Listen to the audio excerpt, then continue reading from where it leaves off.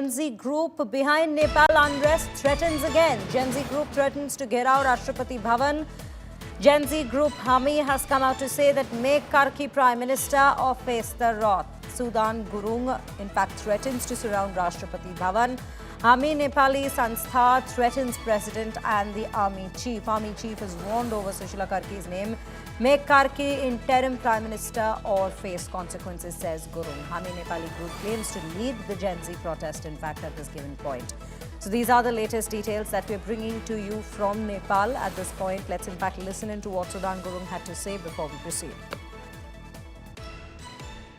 नेपाली जनता सबैजना घेरा गर्छ हजुरले सुटिङ गर्नुहुन्छ आफ्नो ठाउँमा छ दाइ यतिकै मर्ने उतिकै मर्ने हो दाइ हैन म अहिले आह्वान गर्दैछु सबैजनालाई राष्ट्रपति अस्ति हामीले छुएको थियौं यति मात्र कारणले गर्दा दाइले मेरो कुरा सुनिदिनु होला है हजुर दाइ म एकदम सिरियसमा छु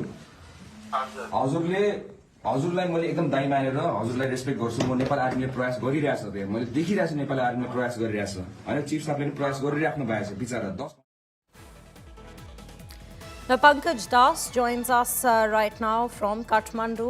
Pankaj, आपसे पूछना चाहूँगी कि अभी ये थ्रेट्स आ रहे हैं, जेनजी ग्रुप कह रही है, इनफैक्ट सुदान गुरुंग लेड जो हामी ग्रुप है जेनजीज की, वो कह रहे हैं कि अगर सुशीला कर्की को इंटरिम हेड नहीं बनाया तो वो वापस प्रोटेस्ट जारी करेंगे. इनफैक्ट इस बार ये भी कहा है कि प्रेसिडेंट जो है और आर्मी चीफ जो है वो टारगेट होंगे और राष्ट्रपति भवन का घेराव होगा. बिल्कुल, ये वीडियो जो है कल देर रात का है जब यहाँ पे राष्ट्रपति भवन में बैठक शुरू नहीं हो रही थी.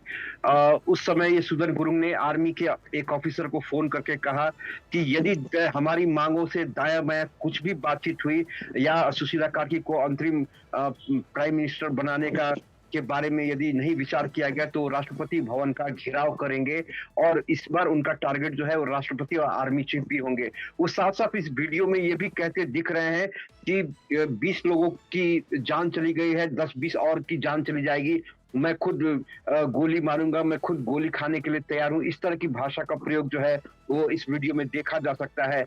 उन्होंने साफ तौर पर उनका डिमांड है कि सुशीला कार्की को इंटरिम गवर्नमेंट का प्राइम मिनिस्टर बनाया जाए और जो है पार्लियामेंट को डिसॉल्व किया जाए. इन दो चीजों पर कोई समझौता नहीं होगा. इस तरह की धमकी भरे भाषा का प्रयोग करते हुए सुदन किराती का ये वीडियो सामने आया है, ये जो बीती रात का है. तो हालांकि यहाँ पे जो है सुशीला कार्की को लेकर लगभग कल 3 बजे तक, आज सुबह 3 बजे तक बैठक चली जिसमें सुशीला कार्की के नाम पर सहमति तो बन गई है लेकिन संसद विघटन पर अभी कोई सहमति नहीं बन पाई है. जी पंकज, आप हमारे साथ बने रहिए. Viewers, before we get into further discussion as to what the condition currently is in Nepal, let me bring you up to date with all that's been happening in the past 24 hours. Nepal continues to remain in a limbo after 2 days of violent protests led to the resignation of KP Oli as Prime Minister. Curfew is back in Nepal from 11 a.m. to 5 p.m. and again from 7 p.m. onwards. Streets are tense, security is tight, but Gen Z protesters remain defiant. The army is holding political parleys, but the young demonstrators are quite clear. They want Parliament dissolved, a new cabinet under former Chief Justice Sushila Karki, and a Gen Z panel that oversees the governance in the country. Hami Nepali Sanstha President Sudan Gurung has in fact threatened the army that if there is no consensus over Sushila Karki soon, he will surround the Rashtrapati Bhavan. Hectic parleys are underway at residence of President Paudel. Sources say that an agreement has been reached upon over former Chief Justice Sushila Karki, forming the interim government. In fact, meetings will also be taking place at Rashtrapati Bhavan in Kathmandu. Political parties are, however, against the idea of dissolution of the parliament. And while the power puzzle is only deepening with each passing day, Nepal's intellectuals have issued a sharp appeal, urging the president to step in and form an interim government. They have appealed to not let the army lead the process, calling on president himself to call fresh polls, which they say is the most constitutional way forward at this point. So these are the latest updates. Here are some ground reports and reactions. Take a look. Nepal में जिस तरीके से हिंसा हुई, ये यातायात office अगर हम आपको दिखाने की कोशिश करेंगे तो ये यहाँ का ट्रैफिक का ऑफिस है जिसके हालात आप देख सकते हैं किस तरीके से सारी गाड़ियों को यहाँ पर जला दिया गया. यहाँ से सभी तरीके के जो सामान है वो ले लिए गए और कहीं ना कहीं आप जो देख सकते हैं वो सारा स्ट्रक्चर अभी पड़ा हुआ है लेकिन सब जला हुआ है. ये पूरे यहाँ से यातायात सुरक्षा व्यवस्था की जाती थी, लेकिन अब ये हालात हैं कि सब कुछ यहाँ पर ख़त्म कर दिया गया, यानी कि कोई ट्रैफिक नहीं, कोई पुलिस नहीं, कोई कुछ नहीं, सब कुछ नेपाल में इस तरीके का है। जो ये अवशेष हैं ये आपको देखने को मिल रहे हैं, जिस तरीके से उपद्रव हुआ उसके बाद की ये स्थिति बनी हुई है, और इसी को लेकर सारी चीज़ें अगर आप देखेंगे तो तोड़ कर एक करके ये ट्रैफिक ऑफिस है नेपाल का, और ट्रैफिक की स्थिति कर दी गई है कि पूरी तरीके से ये अब एक अवशेष के रूप में रह गया है, और पूरा नेपाल में इसी तरीके के ऑफिसों के हालात कर दिए गए हैं जो आप तस्वीरों में देख रहे हैं। तो कहीं ना कहीं ऐसे जो अवशेष हैं वो सब पड़े हुए हैं, ये जो गाड़ियां हैं वो ऐसे ही जली हुई पड़ी हुई हैं, और अब पूरी तरीके से यातायात ऑफिस कहीं ना कहीं अवशेष के रूप में बदल गए हैं। नेपाल से कैमरा पर्सन नीरज कुमार के साथ आशीष श्रीवास्तव। ये लोग अगर एक अच्छा सरकार नहीं बना पाए और अपने बीच में ही इन लोग के बीच में एक सहमति न हो पाए, तो राजा के साथ प्रजातंत्र, कॉन्स्टिट्यूशन मोनार्की इस देश के मट्टी के लिए ये बिल्कुल सही व्यवस्था होगा, जिसमें हिंदू राष्ट्र भी होगा और राज संस्था एक अभिभावकीय भूमिका के रूप में इस देश में रहेगा। ये परिस्थिति आएगा तो देश के लिए बेहतर होगा, जैसे हमको लगता है। पंकज दास being brought into the conversation yet again. Pankaj, आपसे ये भी पूछना चाहूँगी कि कल आर्मी चीफ जो है उनकी बात हुई थी प्रेसिडेंट से। प्रेसिडेंट ने कहा है कि जल्द ही हम कोई सोल्यूशन लेकर आएंगे। आर्मी चीफ की एक मीटिंग भी थी सुशीला कर्की और दुर्गा प्रसाई के साथ, पर जेनजी जो ग्रुप्स है या फिर उनके रिप्रेजेंटेटिव्स हैं वो उस मीटिंग में अलाउड नहीं थे।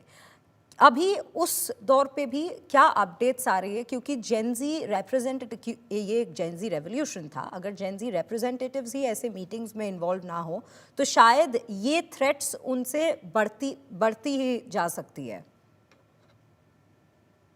जी बिल्कुल, हालांकि जेनजी ने अपना डिमांड रख दिया था कि सुशीला कार्की को इंटरिम प्राइम मिनिस्टर बनाया जाए और उसके बाद जो पार्लियामेंट डिसॉल्व किया जाए। इन दो बातों को लेकर जो है आर्मी चीफ लगातार कल दिन भर करीब 10 घंटे तक उन्होंने अलग अलग ग्रुपों के साथ कंसल्टेशन किया।